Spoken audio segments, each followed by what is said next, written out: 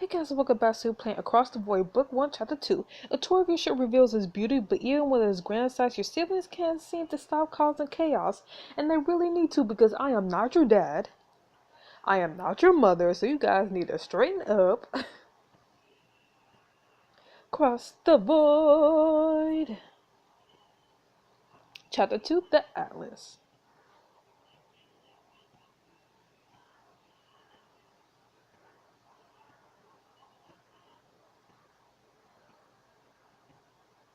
So beautiful. Now playing as Phoenix. The Atlas towers before you, its elegant hull gleaming in the starlight. This makes me think that we're going to be playing like each sibling. Whoa. You walk forward to get a closer look. It's massive. I've never seen a more beautiful shoe. Looks difficult to maintain, right? I'm honored to command something so breathtaking. I take that as a compliment. I designed the Atlas myself. Artemis raised her arm in a grand gesture towards the enormous ship. As you can see, the Atlas is the epitome of luxury. It caters only to the galaxy's wealthiest and most refined passengers. I trust you already know from the initiary that your destination is the capital planet, Matara. So appears by Artemis' side to hand her a small data screen. The map manifest is ready for you, Artemis. Excellent timing, Soul. The passengers and the rest of the crew are already aboard and ready for takeoff at our pre-scheduled time. Well done, I look forward to seeing you at Matara. Soul nods and smiles at you, then disappears aboard the Atlas. Artemis used the data screen to project our virtual map room around you. Ooh, dang. Oh, this is giving me some Warframe vibes. If you guys ever play Warframe, you'll be traveling along the Cassiopeia route here. Which line? Artemis points to the blue orb surrounding your location on the space station, then follows the yellow line until it ends on Matara. The yellow dotted line. What's the line alongside on the left? The war zone. It's been rapidly expanding and severely interfering with the luxury atmosphere Artemis Enterprises strikes to provide. Oh, that is very close to where I guess EO's concern was valid. She taps on her data screen to close out the map projection. It's your job to keep the passengers happy in a constant state of luxury and contentment. And safe, obviously. No scratches. No scratches on the passengers? She probably means the ship. Yeah, no, on the ship. But now that you mention it, the passengers shouldn't be injured either. Artemis looks up at the Atlas with a dark expression. I won't lose another ship because some hotshot captain thinks they could take on the Civil War themselves. Got some bad blood? As captain of the Atlas, it's your job to ensure nothing like that happens. I'm trust you with one of my best ships. Don't worry, if I crash the ship, I'll cover it up really well. Don't say that. My training as a diplomat will get us out of any situation. This is my dream job. I'll be sure to try my best. Yeah. I don't think I'll get us into too much trouble. Don't say that. Not the full confidence I was hoping for. You have to do better than your best. I'll be running on Sol to keep me updated on how the Atlas is faring under your command. Specifically, he'll inform me of the condition of the ship, how well crew is working together, and the general satisfaction of our passengers. Dang. Don't let me down, Phoenix. I'm worried. I won't, I promise. I'm going to be the best captain you ever seen. Ugh, I seriously don't like making promises like that. Artemis raised her eyebrows skeptically as she pulls up another projection from her data screen. Here are the schematics of the Atlas. Looks nice. From this view is even more impressive. It's important that you feel a personal connection to your ship, so I designed two different detailing options for you to customize the Atlas. What? The projection figures then shows a bold geometric design with tech influences covering the exterior of the ship.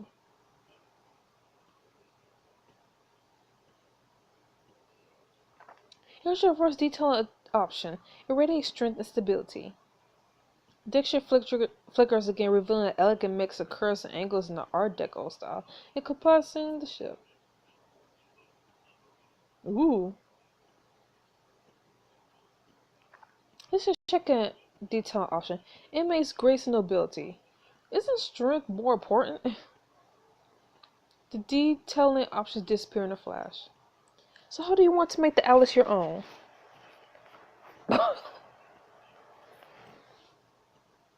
We're going with neither. But if I had a choice, I would choose the Art Deco style. I don't need to add a personal touch to the Atlas. Artemis clears the shield projection.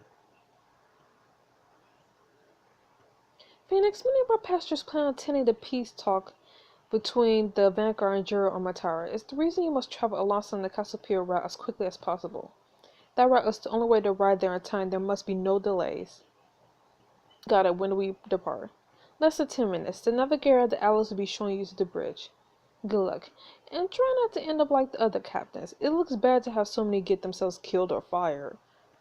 I'll try. As Artemis strides away, you see a young Cygog bounding down the ramp of the Atlas towards you. Hello? Oh, hello, cutie. You must be Phoenix. I'm Holmes. The navigator is so excited to meet you. Hello. Before you could get another word in, Holmes' gas rushes over to where V hovers beside your shoulder. No, wait, is that VS3? I've only seen diagrams. I heard only a handful were made because the fashion designer accidentally programmed her personality to them. Yes, but it's implied to address the cyber's VSS. Hello, my Phoenix. It feels nice to be noticed. My name is V. I love your outfit, Holmes. Hi, V. I love your bows. I guess you do have a programming flaw that makes you obsessed with fashion. True. V spins in an excited circle, and she likes to flirt. Thanks. But honey, having good fashion sense isn't a flaw, it's a way of life. Holmes turns back to you with a gleeful expression. I'd like to see your virtual closet sometime. I read that other cyber just have an internal matrix. VSS3 has a physical representation. Holmes, let's work on your personal boundaries. I'm happy to meet someone who appreciates V. Can I get a third option? I mean, I just met you, so... We just met. Oh, right, sorry, sometimes I get ahead of myself. Holmes waits his arm for you to follow him as he scampers back up the ramp. This way, we got to get you to the bridge so we could take off. You hurry up the ramp behind him and into the Atlas main corridor. So, Holmes, have you been the navigator of the Atlas for long? You look, young. Yeah, I get that. I'm 21. I've been on the ship for about a year. That's my sister's age. She just got herself the chief engineer job here at the Atlas. Wow, you get to work with your family? You must be so excited. Define excited. You roll your eyes, but Holmes doesn't notice. Overjoyed. The corridor opens up, revealing the bridge to the Atlas. Ooh, looks so nice. Is this where I'll stay as the captain? You got a pretty sailor, right? Go down to the crew control so I can introduce you to the pilot. Sit down to find a familiar face staring at you in shock. Tatiana! What's he doing here? This is Phoenix, our new captain. Meet Tatiana, the pilot. You're the captain? Good to see you again. You're even hotter than I remember. I didn't think I'd see you after you disappeared last night. Tatiana clears her throat and adopts a more neutral one. I never would approach you if I'd known who you were. She certainly knows she will have her audience that stands up straighter. Her eyes study your appearance more closely. Not dressed like the captain. Oh, well, that doesn't change the fact that I am. I heard that you've never been a captain before. Yes, but I'll be the best captain that Alice has ever had. Maybe you could teach me? I hate both of these options. It's an opportunity I don't plan to waste. Confidence is an admirable quality. Cockiness is not. Hopefully you got the first one. Honestly, I hate sounding cocky, but the other option was just too flirty. Like, no, I'm not trying to flirt. From the other side of the crew control, Soul glides towards you. Catalara, welcome aboard the Atlas. He holds his arms out in front of him, opposing diagonals. A research cyber custom in order to learn the proper greeting from your culture. So, glad to know my first officer is good at his job. Seems like you're good with your hands.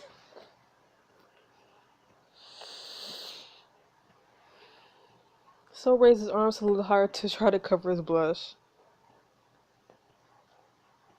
I'll do my best, Captain. I look forward to seeing what else you could do. We got scheduled the key. Takeoff alert has already been turned on in the rest of the ship. Let's get out of this sorry excuse for a spaceport. So nods towards the captain's chair. Captain Lara, if you will do us the honor. Right, of course. You leap up the steps and slowly lower yourself to the captain's chair. Prepare for takeoff! Tatiana punches in the coordinates. Ready to take off, Captain. Take a deep breath to calm your rising excitement. Hyperspeed sequence initiating in 3, 2, 1. Here we go. Ooh! We're going to space! Loosen grip on the armrest as the ship slows to a cruise. That felt even better than I imagined. We should be recharging not to use the hyperspeed function again in about 5 hours. Holmes reappears at your side as you stand up. That gives us plenty of time to give you a tour of the ship. That sounds great. Tatiana. Holmes stops talking after she shoots him a cold glare. Tatiana's clearly very busy, so what about you? So has access to all the rooms in the ship. Why don't you have access, Holmes? Well, I may have knocked a couple things over on top of some passengers. So walks over to stand beside Holmes. His long frame towers over Holmes' small one. Holmes has restricted access clearance to most of the passenger designated areas of the ship. I could take some time away from my research to show you around, Captain Lara. Unlocking certain scenes can earn you points with your entire crew. Well, I do love a tour. But now I'll get a short tour from Holmes. I like his outfit, though. I wouldn't want to pull you away from your research, Soul. Wherever you wish, Captain Lara. As Soul walks away, Holmes rubs his hands together in anticipation. Alright, let's the tour commence. Holmes dashes out into the corridor, leaving you hurrying to keep up. Here's our first stop on the tour. Holmes already walked through here. Yes, you did. Excellent observational skills, Captain. He leads you through the corridor into another corridor? Yep, but this one leads to the crew quarters. He steps aside and waits for you to stand in front of one of the doors. I've already programmed the door to open for you. Are these my quarters? Holmes nods as you move in front of the doors. Fit for a captain. The door slides open to reveal the luxurious interior of the captain's quarters.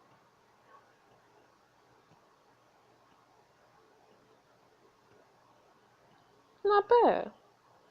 Slowly take it all in. Ooh, that bed though. That bed though. Oh, I can't wait to take a nap in that big bed. Boss people rub my captain's ass. It looks so comfy with all those pillows. That bed's great for jumping on too. Your quarters are way fancier than mine. I guess being the captain has its perks. On to the next room of the tour. Holmes skips out of the room and you take one last look around.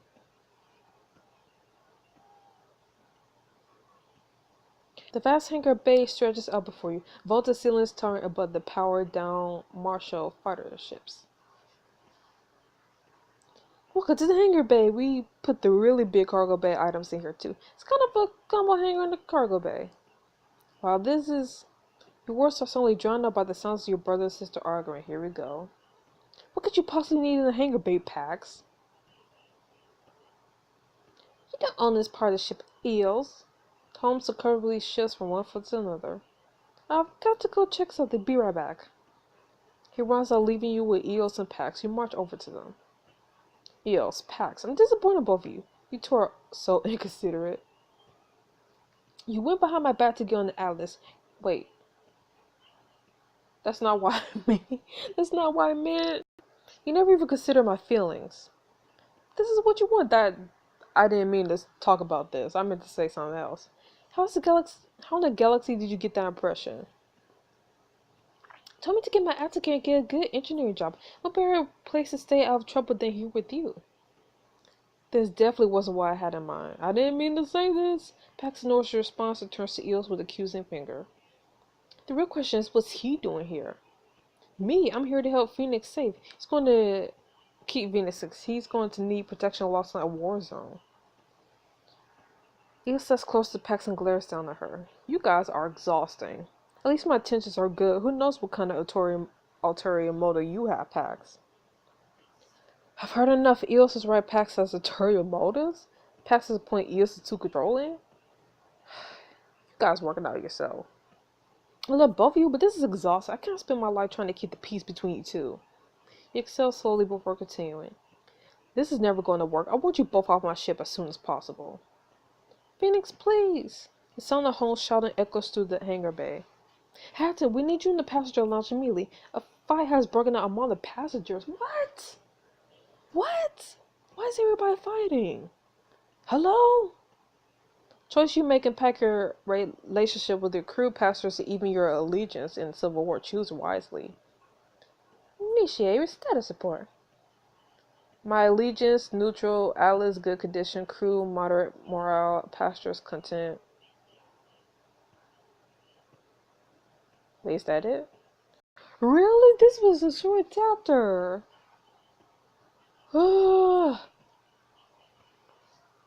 Oh my goodness.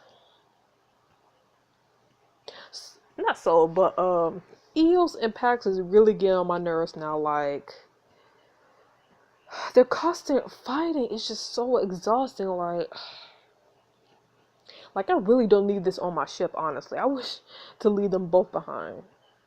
So anyways, I'll see you guys in the voice. I'll see you then. Bye bye.